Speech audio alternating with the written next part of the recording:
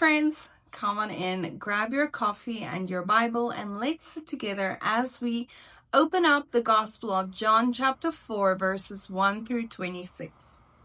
Jesus has just finished his time in Jerusalem, and now he is on his way back to Galilee. On the way home, Jesus chose to go through Samaria. Most Jewish people avoided Samaria completely. They would take a longer route around it because they didn't want to have anything to do with the Samaritans. So for Jesus to deliberately walk through Samaria and then stop to talk with a Samaritan woman was pretty controversial.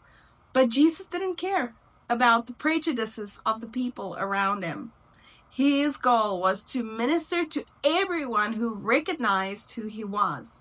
He was here to please the Father and no one else. So let me give you a little historical context so that you understand why the Jews disliked the Samaritans so much. After the northern kingdom of Israel fell, with its capital in Samaria, the Assyrians took over. They deported many Jews to Assyria and brought in foreigners from other countries to live in the land and keep the peace. Over time, these foreigners intermarried with the remaining Jews and created a mixed race of people. The Jews in the southern kingdom looked down on them and considered them impure. The Samaritans even set up their own center for worship on Mount Gerizim to parallel the temple in Jerusalem. That made the divide even deeper.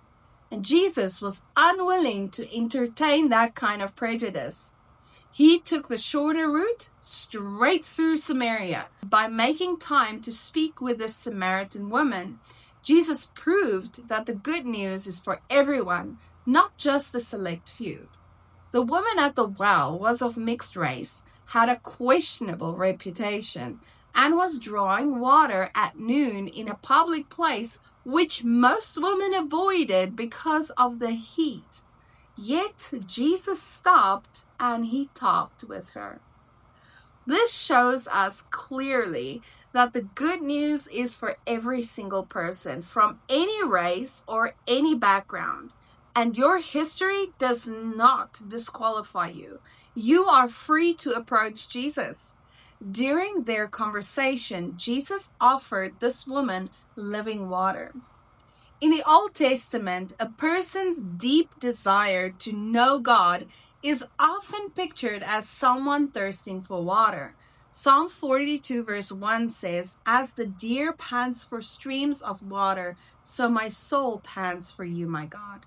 Isaiah 55 verse 1 invites, "Come all you who are thirsty, come to the waters." Jeremiah 2:13 speaks of God as the spring of living water, and Zechariah 13 verse 1 mentions a fountain opened to cleanse from sin. God is called the fountain of life in Psalm 36 verse 9, and the fountain of living water in Jeremiah 17 verse 13. When Jesus told this woman that he could give her living water that would forever quench her thirst for God, he was telling her that he is the Messiah. There is nothing in this world that can truly satisfy our deep thirst to know God except a personal relationship with him. Only God can quench that constant longing in our hearts.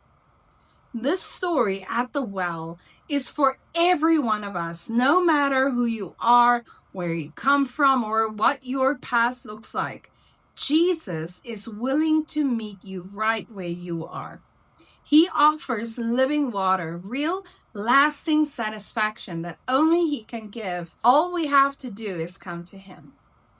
Thank you for joining me today. If this encounter at the well has encouraged you or reminded you that Jesus offers living water to anyone who will receive it, would you please share this video with a friend so they may drink from the living water too?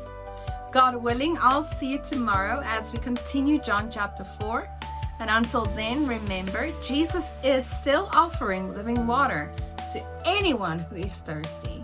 Simply come to him. And remember, you are deeply, deeply loved.